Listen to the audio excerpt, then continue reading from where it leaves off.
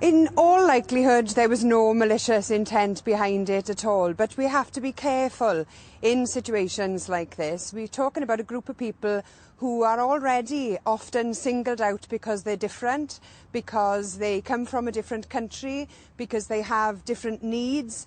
And so we need to take care, I think, to make sure that we don't do things that set them apart, and we enable them to be a part of our communities in as much as is possible. My party, Plaid Cymru, is all about trying to create and build a Wales whereby everybody can live side by side without anybody being hassled for reasons that are out with their control. So it's not so much that this particular issue in and of itself is a problem, or that there was malicious intent behind it, but that we must just take care to ensure that people who do arrive here, people who are refugees and who are escaping often really awful situations, that their bad situation is not compounded when they come and live in our communities with us. I mean, do you think, for example, one of the reasons why people were asked to wear wristbands was so that employers could tell that they weren't eligible for jobs? There could be a number of reasons why they were asked to wear wristbands. There were asylum seekers in Middlesbrough, I think, last week living behind red doors. There were perhaps other reasons for those being singled out, but it just isn't helpful. Look, I grew up in the 1980s when I was in school. We were singled out for having dinner tickets, free school meals, and current wisdom is that you shouldn't stigmatise children in that way, that they should be allowed to blend in, that they shouldn't be singled out. Why? Because kids are picked on when they're singled out in that way, in the same way as asylum seekers could be picked on, could be held and attacked even because they're easily identified as asylum seekers, and that's the problem here. I do appreciate that, but there is also, as you know, a live argument at the moment involved in Britain's renegotiation of membership of the EU about the question of migrants to this country and their access to welfare. I'm not sure that's got anything to do with asylum seekers. Asylum seekers are usually people who are escaping war-torn countries, usually fearful for their...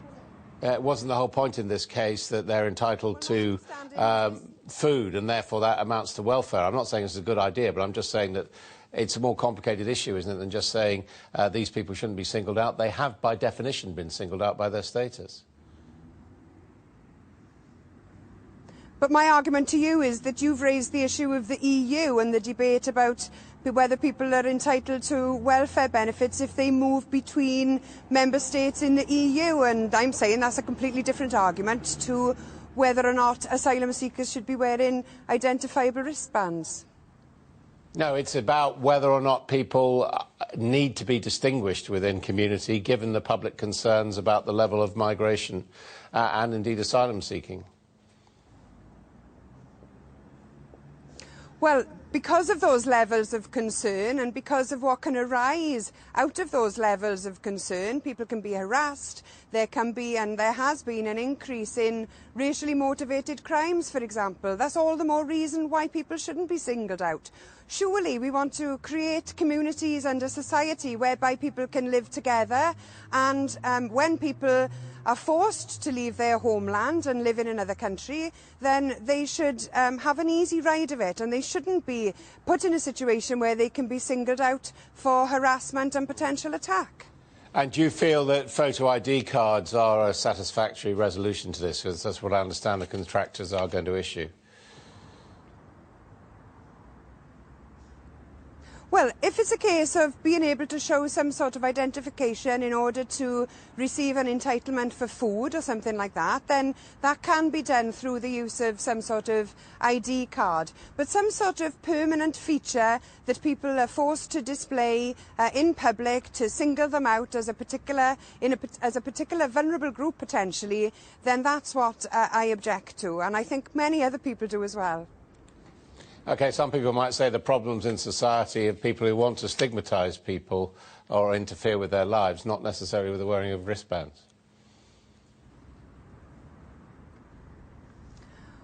Well, I think that we all want to live, don't we, in a society where people live happily together and without conflict and without people being put at risk of harm. And where, you know, and some of these people who've been forced to wear these wristbands have said that they've been harassed and ridiculed and they've had problems as a result of it. Surely we must take those concerns seriously and act upon them.